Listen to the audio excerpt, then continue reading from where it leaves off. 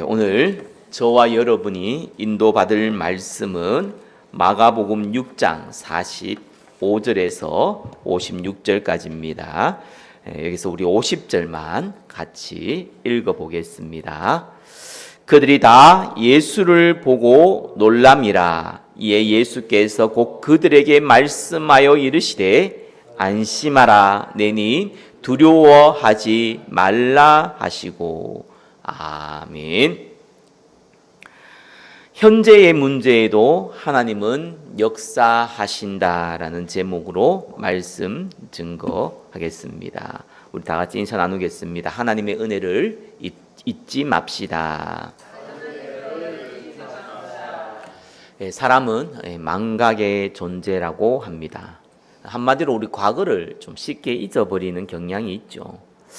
저는 이것을 하나님이 저와 여러분에게 주신 축복이라고 생각합니다. 저와 여러분이 살아가면서 좋은 일도 있지만 안 좋은 일들이 아무래도 많죠. 그러다 보면 상처와 아픔을 가지게 됩니다.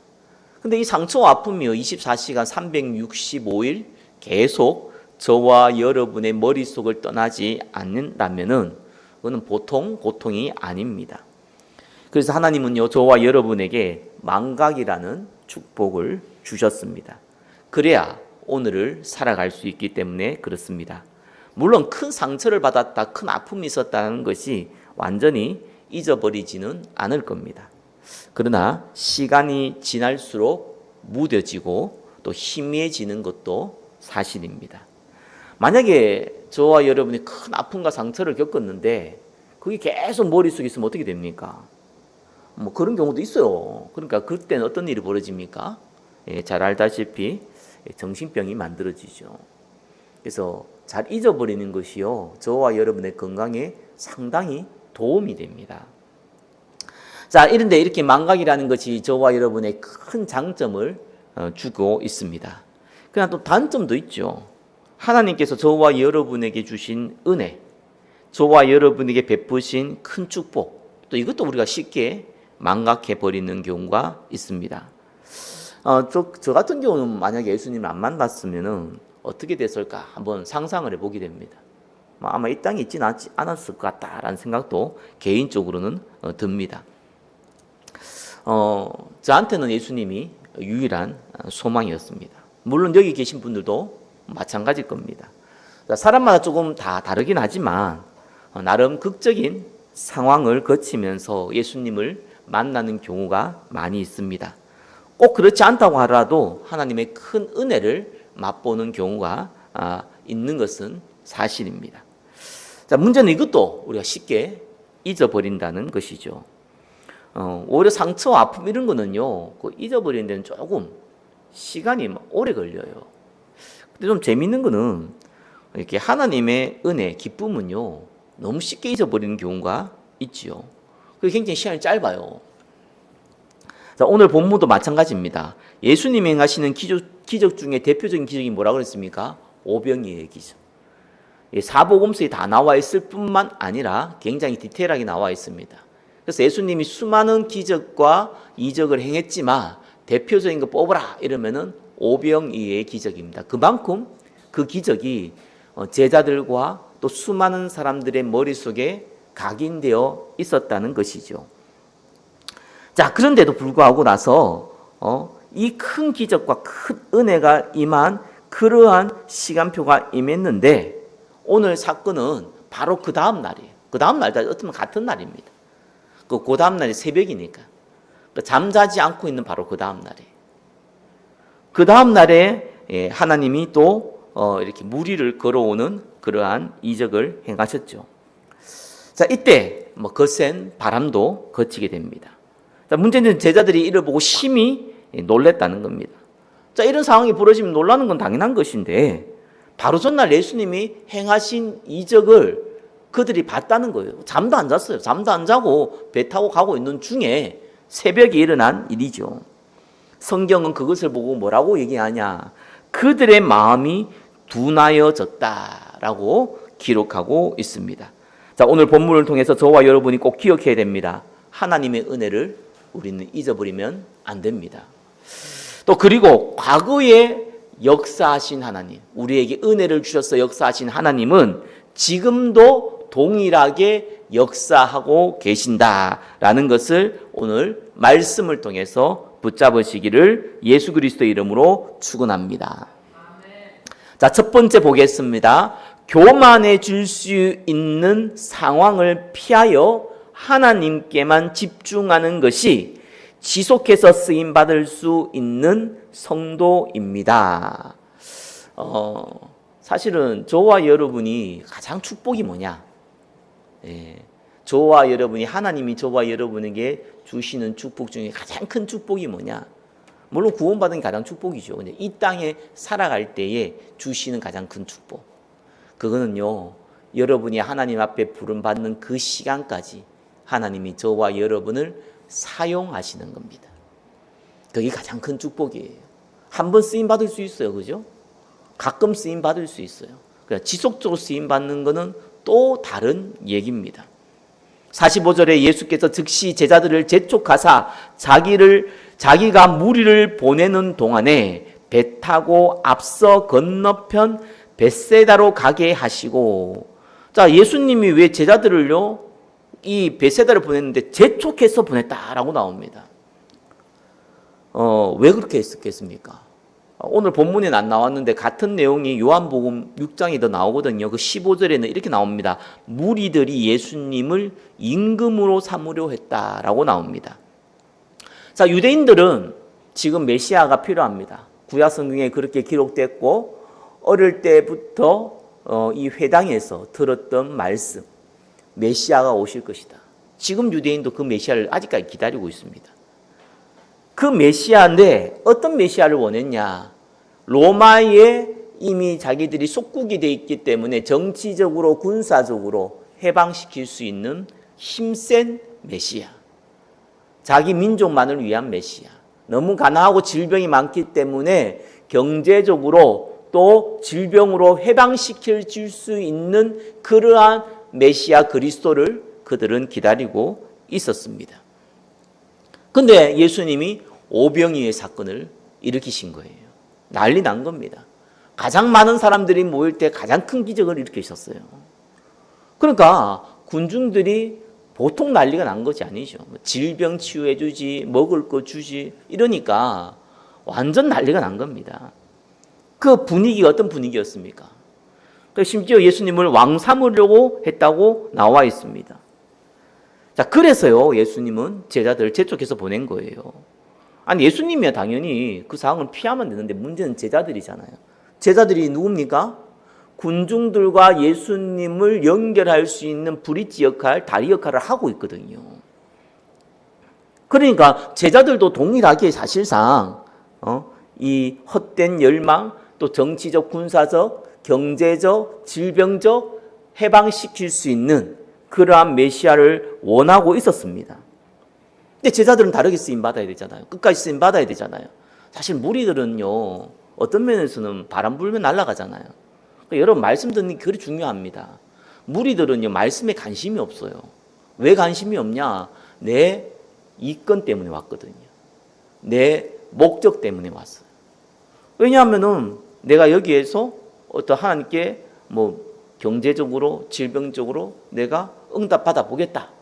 이런 1차원적인 사람들도 있지만, 그걸 떠나가지고 어떤 사람도 있냐니까요.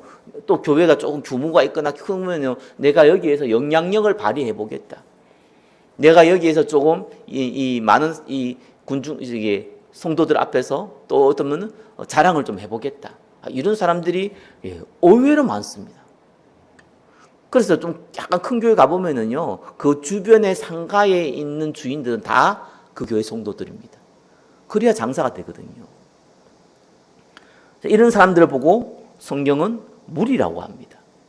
무리들은요, 언제든지 환호하지만 분위기도 막 끌어올리고 뭔가 뭐가 될 것 같이 이렇게 환호도 하지만 동시에 예수님을 십자가에 못 박았습니다. 그렇기 때문에요, 사실상 무리의 이 선동에 도취되는 것은 사실상 제자 입장에서는 큰 손해입니다. 제자들은요, 사실상 지금 본인들도 세상적인 야망에 잡혀 있는데 예수님이 이들을 보호해야지만 이들을 쓰임 받을 수 있잖아요. 그래서 이 무리들을 빨리 이 무리들과 제자들과 이 관계를요 빨리 끊어내야 됩니다. 그래서 성경은요 뭐라 그러냐 재촉했다. 예수님이 재촉해가지고요 배 타고 앞서 건너편 벳세다로 가겠다. 배를 타버리니까 무리들이 당장 못 쫓아오잖아요. 그러니까 이제 배를 타고 가도록 밀어버린 거예요. 이렇게 예수님이 사실상 이 제자들을 보호하기 위한 배려였다고 보시는 것이 정확하죠. 저와 여러분들이요 살아가면서 당연히 생각대로 안 되는 경우가 많이 있죠. 전 개인적으로 그런 생각이 들어요. 생각대로 안 되는 경우는 뭐 불신자나 성도나 마찬가지예요. 그러나 세상의 원리라면 되어야 되는 것도 안 되는 경우가 성도들에게는 많이 벌어집니다. 꼭 기억하셔야 돼요. 왜냐하면요 저와 여러분은 세상의 원리에 맞춰서 살아갈 수 없는 존재예요. 세상에 살고 있으니까 세상의 원리에 따라 살아가는 거죠. 근데 실제로는요 안 보이는 은혜의 원리 속에 저와 여러분이 들어가 있어요. 그게 달라요. 그 세상 방법대로 막 가면은요 세상 사람들은 성공을 하는데 저와 여러분은 그게 안 돼요.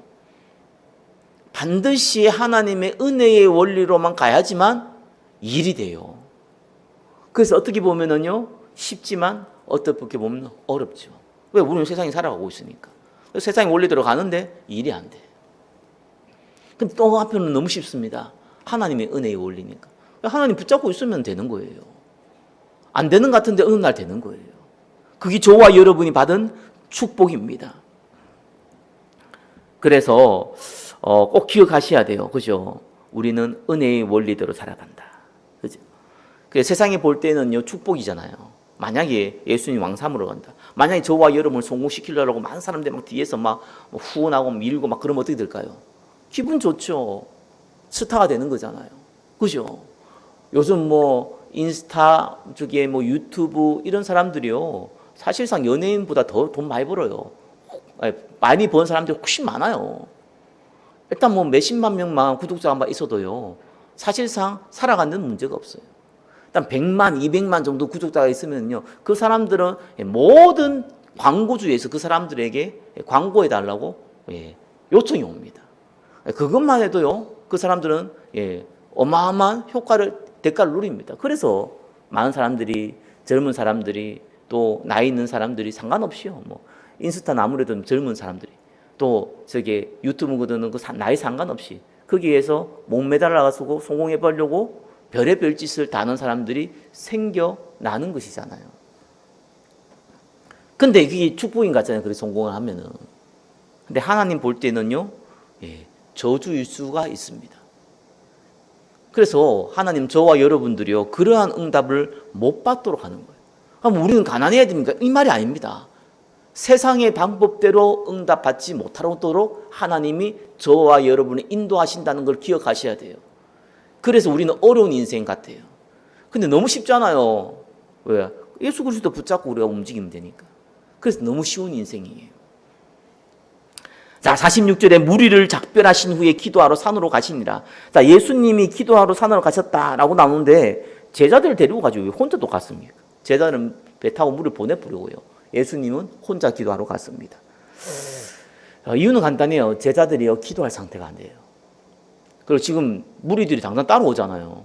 그걸 배 타고 보내야지만 일단은 무리들하고 관계를 끊을 수 있잖아요. 지금 안 그래도 흥분된 상태인데 예수님 왕 삼으라고 그러고 제자들을 지금 영의정 자의정 다 넣으려고 장관 삼으려고 다 움직이고 있는데 이걸 빨리 떨어뜨려 놔야 되고 동시에 제자들이 기도할 수 있는 상태가 안 되죠. 그래서 예수님이 보내고 혼자 기도하셨던 것입니다. 그래서 여러분 기도는 언제 하는 줄 압니까? 기도는요 어려움 당할 때 기도한다 그러는데 불신자는 안 그렇겠죠. 뭐 종교인이라 그러면 예를 들면 그냥 뭐 예수 안 믿고 다니는 성도들도 있습니다. 그런 분들은 상관없을 건데 대부분 예수 믿는 분들은요 어려움 당할 때 기도합니다. 꼭 기도 막 많이 안 하도록 어떻게 하든지 하나님께 매달리려고 몸부림칩니다. 내가 너무 큰 어려움 당했는데 전혀 예수님도 생각도 안 나고 하나님도 생각도 안 나고 교회도 생각 안 난다. 그럼 그건 뭐 불신자죠. 그거는 구원받은 사람이 아니죠. 구원받은 사람은 붙잡게 돼 있어요. 왜? 의지해야 되잖아요. 뭔가를 붙잡아야 되잖아요. 예수 믿는 사람은 예수님을 붙잡게 돼 있다니까요. 그건 영적 본능이에요. 그 기도할 수밖에 없죠. 어떤 면은 많이 하고 적게 하고 그건 차이가 있어도 몸부림칠 수밖에 없는 겁니다. 그래서 어려움 당할 때 기도한다. 그건 어떤 면에서는 배고플 때 밥 먹는다고 똑같은 거예요. 그럼 굳이 얘기 안 해도 돼요. 어려울 때 기도하라. 그거 하지 말라고도 합니다. 불신자는 뭐 기도할 이유가 없고 기도할 필요가 없으니까 안 하는 거고요. 구원 받은 사람은 기도하지 말라 그래도 어려움 나오면 무조건 기도하게 돼 있습니다. 뭐 꼭 기도 막 예수님 이렇게 기도 안 해도요. 하나님 바라보게 돼 있어요. 그래서 기도는 진짜 언제 합니까? 축복받을 때. 눈에 보이는 축복받을 때 여러분 기도하셔야 돼요. 이게 왜 중요하냐니까요. 사실상 어려움 당할 때 기도하는 것보다요. 축복받을 때, 눈에 보이는 축복을 받을 때 기도하는 것이 훨씬 중요하기 때문에 그래요. 왜냐하면은 요때 눈에 보이는 응답을 받을 때요. 사단은 가장 큰 틈을 탑니다. 그래서 제가 영적으로 어려움 당한 사람들, 질병 가진 사람들 이렇게 만나고 대화하고 간혹씩 치유되는 경우가 있잖아요. 그때 잘 몰랐는데 그러고 나서 예수님 떠난 경우가 많더라고요. 뭐 예수님 떠난다고 교회를 떠난다 이런 의미보다는 그냥 세상으로 원래 자기가 옛날로 살았던 방식으로 가더라고요. 그래서 왜 그럴까 싶었는데 말씀이 안 들어갔구나. 이건 맞는 말인데 그때 사단이 딱 틈이 들어가요. 희한하죠. 그러니까 여러분이 진짜 눈에 보이는 응답을 혹 하나님이 주시면은요, 그때는 정말 기도한 시간표로 생각하셔야 됩니다. 아니면은요, 하나님이 쓸 수가 없는 상태로 갈 수가 있어요. 사울왕이 그랬고요, 솔로몬이 그랬습니다. 가장 축복받은 사람들이요, 가장 재앙을 일으키는 사람이 되어버렸습니다. 기억하셔야 됩니다. 자, 두 번째입니다. 과거에 역사하신 하나님은 현재에도 역사하십니다. 47절에 저 물매 배는 바다 가운데 있고 예수께서는 홀로 뭇에 계시다가 바람이 거스름으로 제자들이 힘겹게 노젓는 것을 보시고, 자, 예수님이 지금 오고 계시는데 물 위로 오고 계시는데 이걸 봤다는 거죠.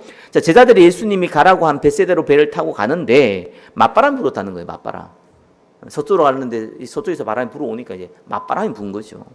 뭐 지금처럼 뭐 이렇게 모터 달고 가는 게 아니잖아요. 손으로 배 노를 져야 되는데 맞바람이 부니까 당연히 노 젓기가 힘든 것이죠. 여기 단어가 바사니조라는 단어를 썼는데요. 이들이 얼만큼 노를 저었냐, 힘겹게 노졌다라는 단어인데 이 바사니조라는 단어는요, 극한 고문, 고통을 뜻합니다.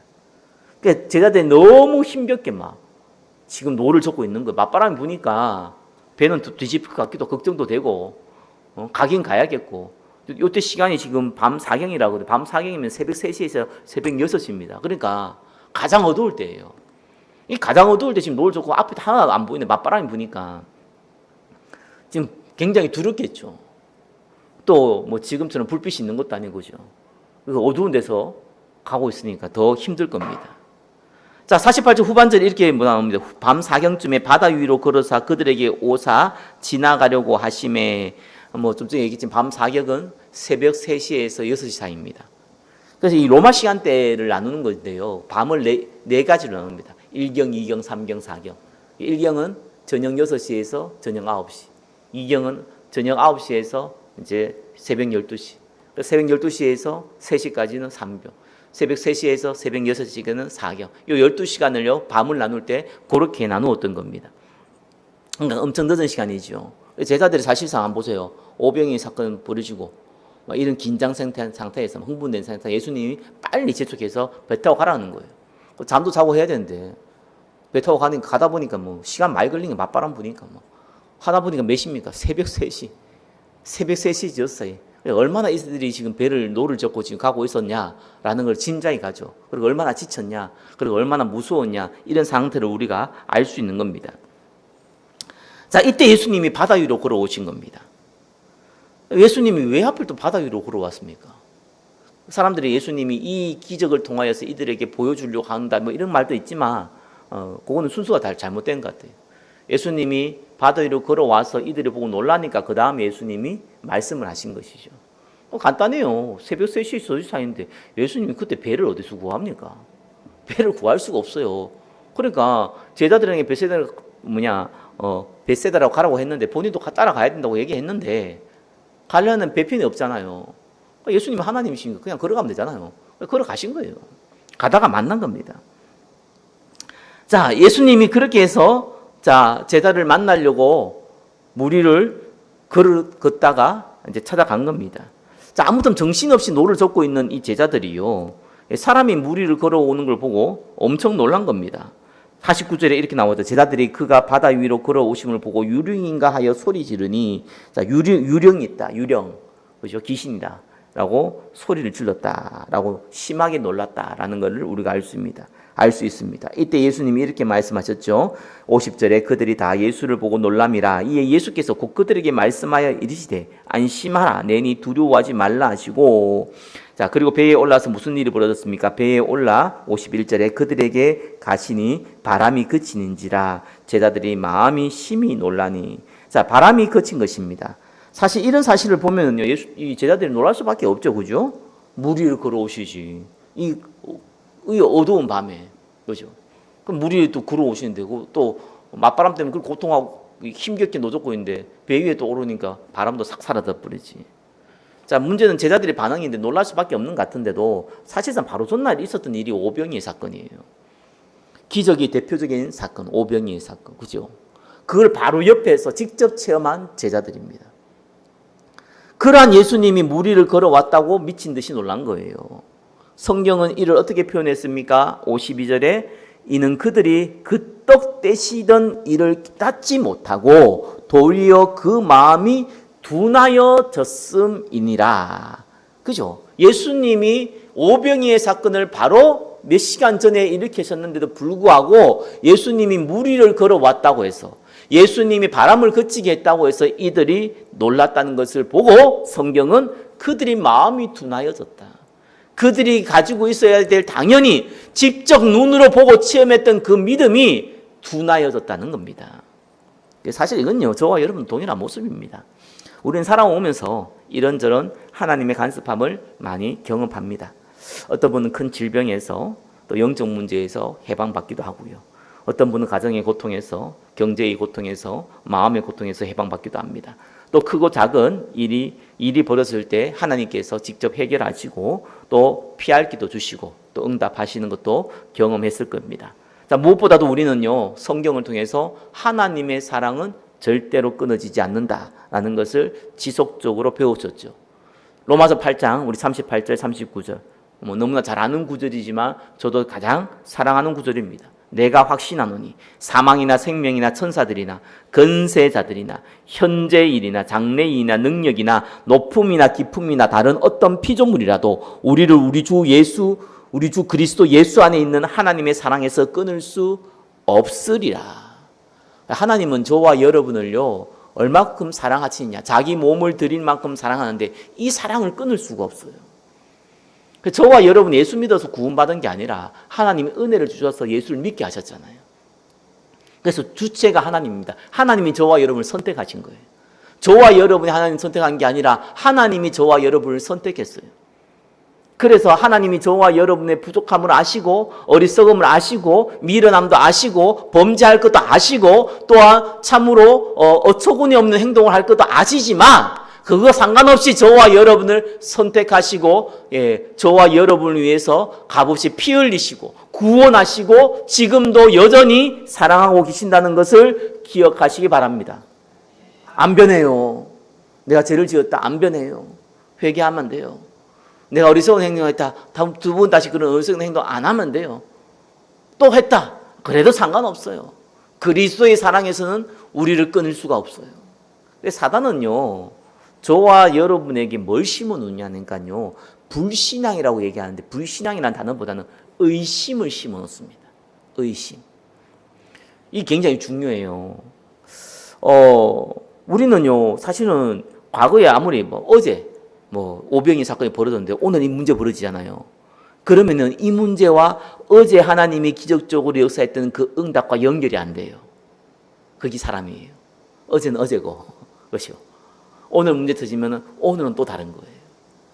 어제 하나님이 응답하셨으니까 오늘도 응답해야 하실 것이다. 이게 정상적인 믿음이잖아요. 근데 그런 사람들 거의 없습니다. 저를 비롯해서. 오늘 문제는 오늘 문제. 과거에 어떻게 응답했든지 그건 다 잊어버리고 둔해해져 버리고 오늘 문제에 우리가 의심하게 되는 겁니다. 이거는요, 우리 과거에 받은 응답을 잊어버렸다 이런 의미도 되지만요, 그런 의미보다는요, 의심이 생긴다는 거예요. 그러니까 의심 생기면 어떻게 됩니까? 불안해요. 걱정 생기고요, 근심 생겨요. 성경은 왜 염려하지 말라고 압니까? 베드로전서 5장 8절에는요, 뭐라 나옵니까? 우는 사자가 삼킬 자를 찾는데요, 그 대상자가 누굽니까? 염려하는 자예요. 그래서 마귀 밥이 누굽니까? 마귀는 불신자는요 건드리지 않아요. 왜냐하면 불신자는 자기 새끼니까, 자기가 원하는 대로 얼마든 조정하니까. 성도를 건드리죠. 근데 성도도 아무나 건드리는 게 아니에요. 누구를 겁니까? 의심하는 자, 근심하는 자, 그 사람을 건드려요. 그 염려가 어디서 나오냐? 의심에서 나오거든요. 하나님을 향한 믿음에 대한 의심에서 나와요. 의심이라는 것은 불신앙이에요. 불신앙은 아예 안 믿는 거예요. 근데 의심이라는 건 믿는데 지금 상황이 이렇다는 거예요. 아담과 하와가요, 하나님을 안 믿었습니까? 믿었잖아요. 선악과 먹으면 죽는다는 거 분명히 알았잖아요. 그죠? 근데 사단이 뱀을 통해서 뭘 유혹했습니까? 네가 이걸 먹으면 하나님이 된다고 했습니다. 아담과 하와가 정말 이거 먹으면 하나님 된다고 믿었을까요? 저는 그렇다고 보지 않아요. 그럴 수가 없어요. 의심한 거예요. 하나님이 왜 먹지 말라 했냐? 정말 죽지 말라고 했냐? 거기에 대한 의심이 생긴 거예요. 그러면서 뭡니까? 하나님도 되고 싶은 거예요. 이 두 가지가 결합해가지고요, 선악과 범죄를 한가게 됩니다. 그게 원죄예요. 그래서 이 의심은요, 염려를 가져오고, 이 염려는 반드시 사단의 도구가 됩니다. 고린도후서 7장 10절에는요, 세상 근심은 사망을 이룬다고 합니다. 사망이 뭐라고 그랬죠? 하나님과 관계가 무너지는 걸 사망이라고 그래요. 관계가 무너지게 되는 거예요. 그리고 마가복음에 나오지만은, 이 마가복음에는 나오지 않지만은요, 이 동일한 본문이 마태복음, 요한복음에 나오거든요. 특별히 마태복음에는요, 마태복음 14장이 나오는데 베드로가 부탁한 장면이 있어요. 예수님께. 예수님이거든, 나도 무리를 걷게 해줬어. 그 내용이 마가복음에 빠져 있는데 마태복음 그대로 나와 있어요. 근데 예수님 오라 하잖아요, 그죠? 근데 바람을 보고 무서워서 다시 물에 빠집니다. 무리를 걷다가 빠져버렸어요. 그래서 예수님이 뭐라고 그랬습니까? 믿음이 적은 자여 왜 의심하였는고? 라고 했습니다. 저와 여러분이 과거에 받은 응답은 그때 응답이고, 지금 저와 여러분에게 벌어지는 문제는 다르다고 의심을 하기 시작합니다. 이 의심은요, 좀 전에 얘기했지만 불신하고 다른 거예요. 불신앙은 안 믿는 거예요. 그냥 의심은요, 믿음은 있지만 육신이 연약해서 갈등하는 걸 보고 의심이라고 하는 것입니다. 우리가 문제가 벌어졌을 때요, 믿음이 없는 것이 아닙니다. 의심하는 겁니다. 그죠? 여러분, 하나님 존재를 의심합니까? 의심하지 않죠. 하나님이 신구약에 유일하신 메시아 그리스도 예수를 보냈다는 거 의심합니까? 의심하지 않죠. 십자가에 죽으시고 부활하신 거 의심합니까? 의심하지 않죠. 구원의 믿음을 갖고 있는 거예요. 얼마나 감사합니까? 제일 중요한 것이죠. 그런데 지금 당장 내게 이런 문제가 벌어졌는데 하나님이 간섭하고 역사하실 것이다 라는 것은 의심을 하게 된다니까요. 이때부터 두려움과 근심이 쌓이는 겁니다. 그러니까 의심 생기면 어떻게 합니까? 내 생각대로 움직이게 돼요. 그걸 보고 인본주의랍니다. 인본주의, 인간적인 방법이잖아요. 내 생각대로, 하나님 말씀대로 움직이지 않고 내 생각대로 움직입니다. 내가 옳다 하는 거로. 하나님의 존재를 부인하는 것도 아니요, 구원의 역사를 부인하는 것도 아니요, 그죠? 저와 여러분이 하나님을 의심하는 게 아닙니다. 지금 내 문제에 하나님이 간섭하실 것에 대한 것에 의심이 생긴 거예요. 그래서 예수님이요, 이 군인들한테 잡혀갈 때, 겟세마네 동산 이후에 잡혀갈 때요, 제자들이 다 도망갔잖아요. 그걸 보고 의심이라는 거예요. 과연 거기서 맞서서 끝까지 예수님을 따라갔다면 대놓고 그들이 죽었을까요? 안 죽어요. 하나님 보호하시는데 그거 어떻게 죽습니까? 예수님 직접 세우신 인물을 어떻게 죽습니까? 근데 그들이요, 육신의 두려움 때문에 어떻게 합니까? 지금 내가 당장 피하지 아니하면 죽는다는 의심을 한 겁니다. 도망갔죠. 그게 인본주의입니다. 내 생각대로 움직인 겁니다. 예수님이 그걸 몰랐는 건 아닙니다. 그렇게 된다는 거예요. 자, 그래서 52절 다시 한번 봐보세요. 이는 그들이 그 떡 떼이시던 일을 깨닫지 못하고 도리어 그 마음이 둔하여졌습니다. 자, 육신적 두려움으로 인해 바로 그 전날 일어난 오병이의 사건을 잊어버리고 의심에 쌓인 결과가 드러난 모습입니다. 그래서 평소에 저와 여러분이요, 하나님의 말씀을 듣고 기도하는 것이 얼마나 중요한 줄 압니까? 이게 일반적일 때는 잘 안 드러나요.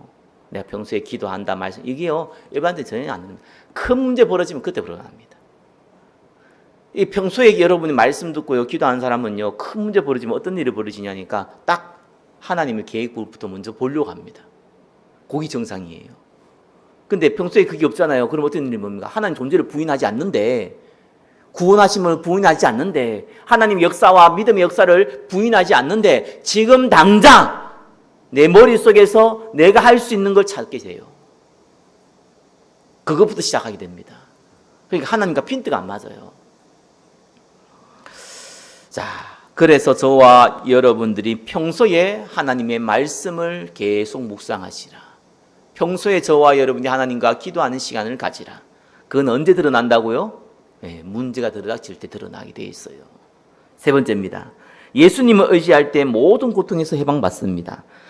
자, 이 시간표를 거치고 53절에 보니까 건너가 게네사렛 땅에 이르러 대고 배에서 내리니 사람들이 곧 예수인 줄을 알고 그 온 지방에서 달려 돌아다니며 예수께서 어디 계시다는 말을 듣는 대로 병든 자를 침상째로 메고 나오니 아무데나 예수께서 들어가시는 지방이나 도시나 마을에서 병자를 시장에 두고 예수께 그의 옷가에라도 손을 대게 하시기를 간구하니 손을 대는 자는 다 성함을 얻으니라. 이 병든 자들이 어떻게 간구했냐니까요, 예수님의 옷자락이라도 손을 댈 수 있도록 허락해달라고 간구했습니다. 그 결과 손을 대면 다 치유받았다고 나옵니다. 옷자락에 손댔다고 해서 치유받은 게 아니죠. 예수님이 옷자락에 손댔다고 치유받은 게 아니죠. 예수님의 옷자락만 만져도 예수님과 직접적인 연결이 되니까 예수님이 나를 치유하겠다는 믿음이 그들 속에는 있었던 겁니다. 그래서 예수님의 옷자락이라도 만지게 해달라고 행동을 한 것이죠. 그래요. 여러분, 치유받는 원리는 간단한 겁니다. 치유라는 게 성경적 치유가 세상의 치유는 다른 거예요. 세상의 치유는 고치는 거예요. 고치는. 감기 걸렸다. 감기 없어져야 돼. 그죠? 고쳐야 돼요. 뭐가 눈이 나빠졌다. 눈이 좋아져야 돼. 이런 고치는 걸 치유라고 합니다. 성경의 치유는 고치는 게 아닙니다. 성경의 치유는요, 하나님과 관계가 회복되는 겁니다. 그게 치유입니다. 왜요? 그러면은 따라오는 결과가 육신의 치유도 따라오게 돼 있어요. 하나님의 계획에 따라서 하나님께서 완전히 치유하기도 하고 덜 치유하기도 하고 바울처럼 가시로 남기기도 하고 그런 것이지, 전혀 그것이 내한테는 문제가 안 되는 응답을 받게 돼 있습니다. 그걸 보고 우리는 치유라고 합니다. 그래서 진짜 치유는 어떻게 됩니까? 치유받는 원리가 간단한 건 진짜 예수님 믿어보면 되는 거예요. 그렇잖아요. 제가 개인적인 간증을 자꾸 강호씨 하는데, 제가 굉장히 영적으로 어려움 당했을 때요, 제가 치유받았던 원리, 이거는 깨달아야 되더라고요. 이건 알려줘서 되는 게 아니더라고요. 어느 날 딱 뭐라고 생각이 드냐니까요, 이러면 어떻겠냐 생각이 들더라고요. 이래 살다 죽어도 어떻겠냐, 괜찮지 않겠냐. 아니 내가 이렇게 어려움 당해도 죽으면 천국이지 않겠냐. 이런 생각이 딱 드는 거예요. 진짜입니다. 그 생각이 딱 들었어요. 그걸 누가 가르쳐줘서 듣는 게 아니고요. 누가 가르쳐줬어, 또 옛날에. 근데 그런 거 머리 들어오지도 않아요. 그냥 내 마음속에, 불신자들도, 고통을 피할 수 없으면 즐기라 하는데, 문제를 피할 수 없으면 즐기라 하는데, 구원받은 내가, 이깟 문제 때문에 내가 고통당한다면은, 그건 내가 구원받은 성도가 아니지 않냐. 그러면 내가 이렇게 고통스럽게 살다가 죽어도 천국 갈 거 아니냐. 그래도 불신자보다 낫지 않냐. 장관이 되고 대통령이 되고 세상의 부귀 영화를 다 누려도 지옥 가는 거라, 내가 이렇게 영적으로 고통당해도 천국 가는 거랑 어느 거 비교할 수 있겠냐. 내가 축복받은 사람이 아니냐. 어느 날 제가요 그런 고백이 나와요. 그러면서 내가 하나님께 감사하게 되더라니까요. 하나님 뜻대로 하옵소서. 그래서 내가 문제를 신경 안 쓰기 시작했어요. 근데 거짓말 안 하고 딱 나도 몰랐어요. 나도 모르게 내 문제가 치유되어 있다는 걸 알게 됐어요. 어느 날. 짧은 시간에. 치유 원리는 간단합니다. 이거는요, 이렇게 해야 됩니다. 저렇게 해야 됩니다. 말씀을 받아야 됩니다. 기도를 해야 됩니다. 맞는 말인데 진짜 원리는 그게 아니잖아요. 진짜 원리는 뭡니까? 진짜 예수님 믿어보면 되는 거예요. 진짜 믿는다는 건 뭡니까? 나를 맡기는 거죠. 나를 맡긴다는 건 뭡니까? 내가 요거 문제인데 고쳐주세요. 이거 내가 맡긴 게 아니잖아요. 그게 어떻게 맡기는 겁니까? 맡긴다는 게 뭡니까? 예수님이 주인 돼야 되는데 예수님이 알아서 하세요. 그게 맡기는 거예요. 그때 모든 고통에서 해방받습니다. 기억하셔야 돼요. 이들이 사실은요, 예수님 십자가에 못 박은 사람들이에요. 이 군중들이 예수님 십자가에 못 박았어요. 이 군중들이 예수님 통해서 다 치유받고요, 예수님을 십자가에 못 박았다니까요. 이렇게 뒤통수 치는 사람들이 군중들입니다. 근데 군중들도요, 치유받았어요. 왜요? 믿어버리니까. 하나님 은혜가 얼마나 큰 줄 압니까? 저와 여러분이 무슨 죄를 지었다, 저와 여러분이 무슨 또 나쁜 짓을 했다, 저와 여러분들이 뭐 실수를 했다, 그런 것 때문에 예수님이 기분 나빠서 여러분들이 뭐 고통 주고 뭐 기분 좋아서 뭐 이렇게 축복 주고 그런 줄 압니까? 예수님의 은혜가 사람처럼요 이랬다 저랬다 합니까? 아닙니다. 예수님 원리는 간단히 그냥 믿으면 하나님의 은혜를 받게 돼 있어요. 나중에 여러분들이 뒤통수를 쳐도 하나님을 뒤통수를 칠 수도 없겠지만, 그죠? 세상 눈에는 뒤통수를 친다고 하더라도 예수님 믿으면 응답 받게 돼 있는 것이요, 하나님의 은혜의 원리입니다. 그래서 제자 처음에 돌아갈게요. 왜 예수님이 제자들을 재촉해서 보냈습니까? 이게 무리들과 달라서 그래요. 무리들은요, 예수님의 옷자락만 만져도 치유받을 수 있다는 믿음을 가지고 치유받잖아요. 그럼에도 불구하고 이들은 결국 예수님을 뒤통수 쳤어요. 십자가에 못 박는데 앞장섰어요. 그러나 제자들은요, 의심했기 때문에 십자가에 못 박히는데 적극적으로 그들이 참여하지 못하고 돕지는 못했었지만 예수님이 끝까지 이들을 통해서 역사하신 거예요. 그래서 저와 여러분들은 병이 나았다, 응답을 받았다, 이게 중요한 게 아닙니다. 하나님이 저와 여러분을 쓸 수 있느냐, 쓸 수 없느냐, 그것이 중요한 것입니다. 그래서 나의 유익을 위해서 예수님을 믿는 사람과, 물론 구원과 뭐 상관없이 예수 믿으면 구원받잖아요. 그죠? 이 땅에 내가 살아갈 때 내가 좀 기도 많이 하고 말씀도 많이 듣고 뭐 이렇게 해가지고 내가 축복받겠다, 이런 사람들과 예수님이 저와 여러분에게 원하는 사명, 하나님 나라의 사명, 그걸 받은 사람과의 차이가 거기서 나는 겁니다. 예수 믿으면 다 구원받아요. 누구든지 주의 이름을 부르는 자는 구원받습니다. 최고의 은혜고 최고의 축복입니다.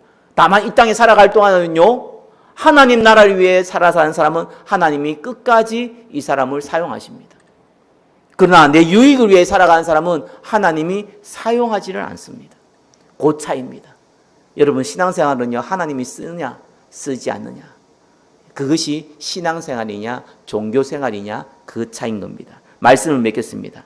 저와 여러분 쉽게 하나님의 은혜를 잊어버리는 존재입니다. 믿지 않아서가 아니라 육신이 연약하여 의심하기 때문입니다. 그래서 평소에 하나님의 말씀과 기도의 시간표에 있어야 한다. 그것이 첫 번째 원리입니다. 또한 저와 여러분이 응답받을 때 주의할 것은 뭡니까? 응답받을 때 기도에 임해야 됩니다.